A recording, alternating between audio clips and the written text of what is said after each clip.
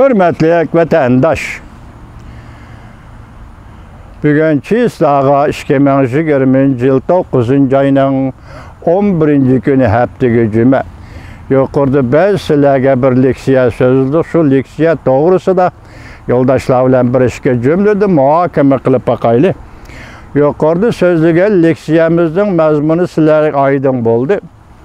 Bu hazırki növbetki Amerika Qo'shma Shtatlari bilan Jumhur Xalq Cumhuriyati o'rtasida bo'layotgan talash-tortishlar va bir-birining ikki davlat o'zaro savdo, hozirgi kunda endi diplomatiya, hozirgi kunda endi fan texnika sohasi va yana ilgirlagan holda hozir ikki davlatning munosabati Tayvan degan aşırı rayonga markazlashgan bir ahvol ostida ikki davlat nima qilish kerak? Masalan, munosabat o'rnatimiz.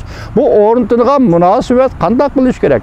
Senzor qilinmaydigan, ya'ni tekshirilmaydigan, cheklanmaydigan, ya'ni bordi keldi munosabatlarimiz cheklanmaydigan, shundaqla bir-birimizga tapa-tani qilmaydigan, echib etilgan haqiqiy ma'nodagi davlatlar munosabati.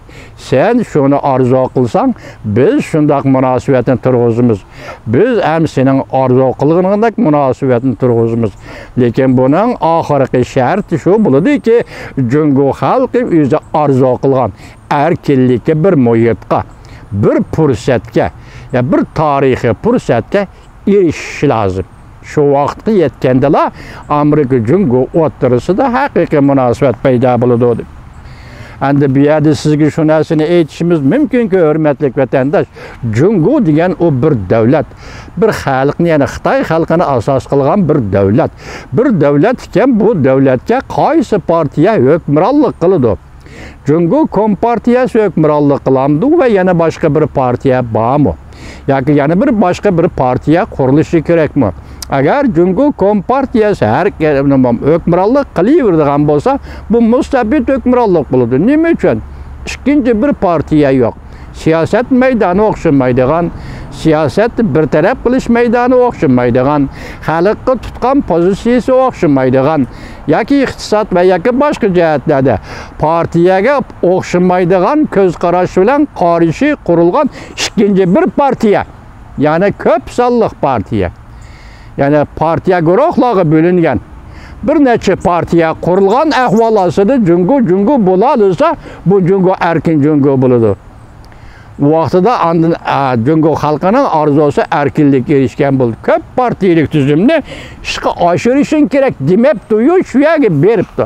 Hozir Jumhur Kompartiyasi faqat bir partiya, bilyapsiz, ko'ryapsiz. Onun üstüne saylamdan ötken partiya emas. Bu saylamdan ötüş için onun ikinci bir partiya emrah buluş gerek. Yoki bu öktücü partiya buluş gerek. Bo'lmasa bu devleti saylam mı bo'lmaydi? Demek saylam mı bo'lmaydi degan gap sepi o'zidan mustabidizmlik devlet, overall şekillik mustabidizmlik cemiyet, yoki aynı vaqtga Kreml imperiya şekillik mustamlikcha imperiya bo'lib qolaverdi. Hozir birinchi start yani samimiy fikr qilibdi. Samimiy fikr qilib Jumhur xalqiga buni topshiradi. Amerikaning navbatdagi maqsadini, Amerika xalqining maqsadini Jumhur xalqi uqtiray desa, shuni rim-rimo e'lon qilmagan gap. Ammo Jumhurning bosh elchisi aytganki, Amerikada matbuot bo'lamdi, torbat bo'lamdi, qayerda bo'lsa o'zining fikrini e'lon qila oladi. Amerika tanqid qiladigan fikrlarini e'lon qila oladi. Bu yerda bir selishtirma demokratik Amerika Qo'shma Shtatlari bilan mustabid Jumhur o'rtasidagi selishtirma vatandosh. Hozir birinchi startning maqolasi rad qilindi. Bu munosabat bilan Amerika Qo'shma Shtatlarining davlat mahkamasining davlat ishlar kotibi Mike Pompeo qattiq g'azab kelib bir parcha bayonot e'lon qildi. Bu bayonotning mazmuni yuqorida ko'rib o'tdik vatandoshlar. Endi biz chekinib o'ltirib, shuning munosabatlar kelayotgan yana bir boshqa vaziyatlar to'xtaydi.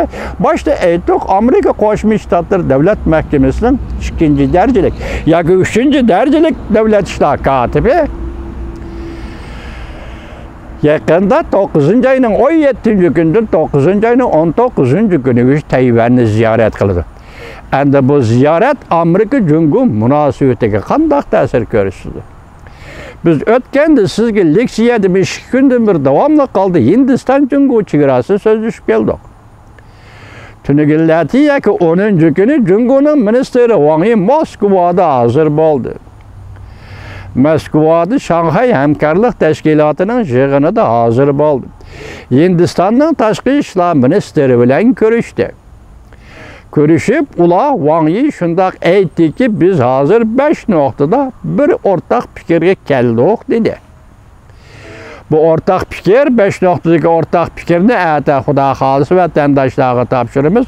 Lekin ben müşaga chiqishdan avval sizlarga davomli so'zlab kelayotgan siz bizga tanish Jungolog obzorchi, ya'ni demokrat obzorchi Jan Sinje apandi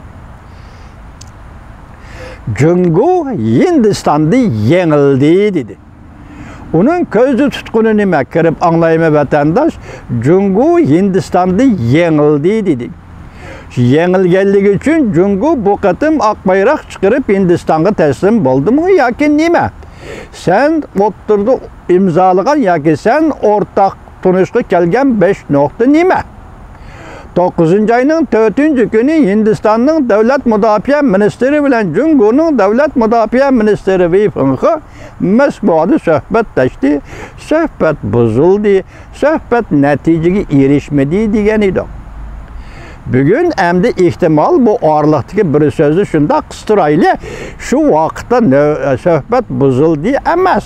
Belki bir neticeye erişti. Bırak bu neticeni Jungo'nun Tashqi ishlar ministri Wang Yi'ga qoldirish kerak bo'lgan bo'lsa kerak. 4.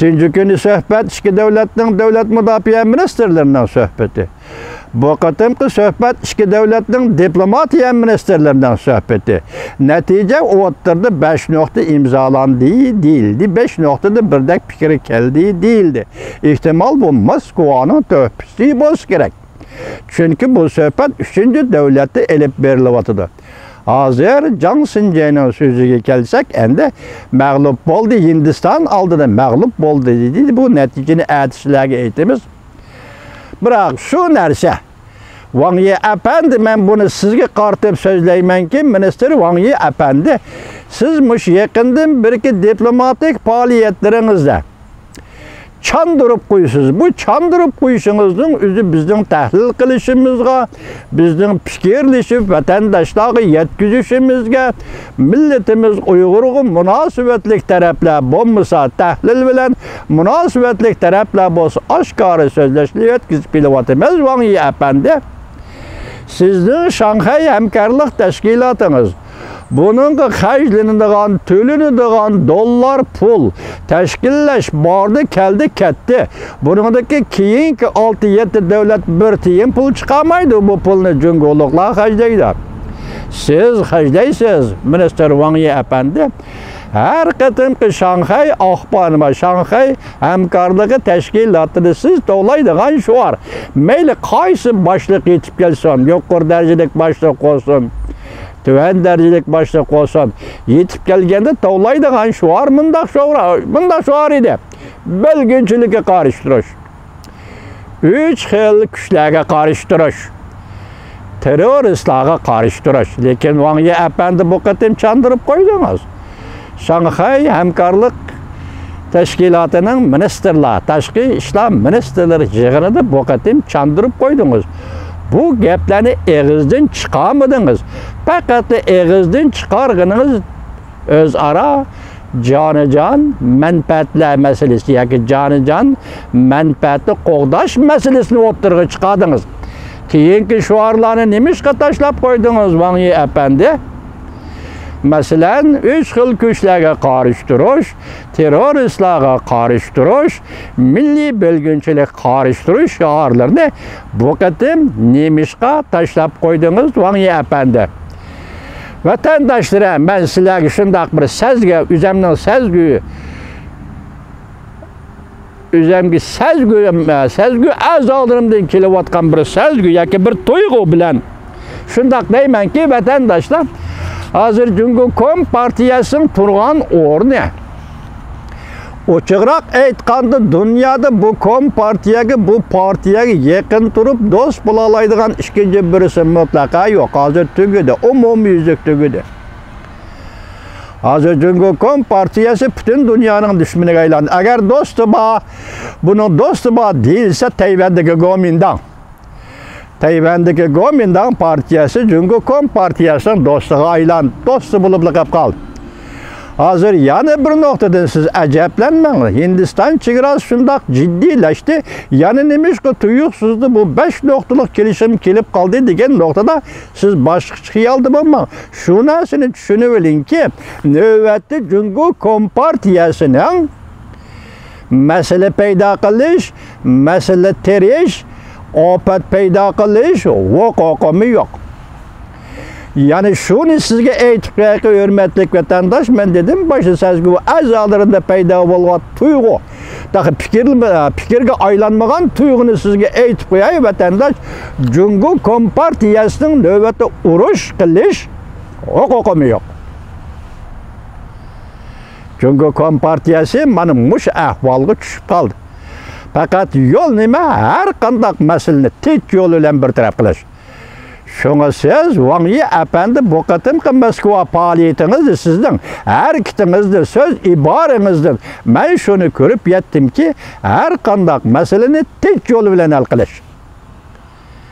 Sizge endin meyli Tayvan boğazı da, meyli Hindistan Cumhuriyet çevresi da, meyli başka her kandak bir yerde uruş qilish hukukunuz mu yok? Bundak hukuk mu sizge berilgen emas. Meni xulasam bu Wang Yi efendi minister qabul qilamsiz? O'ylab ko'ring minister efendi.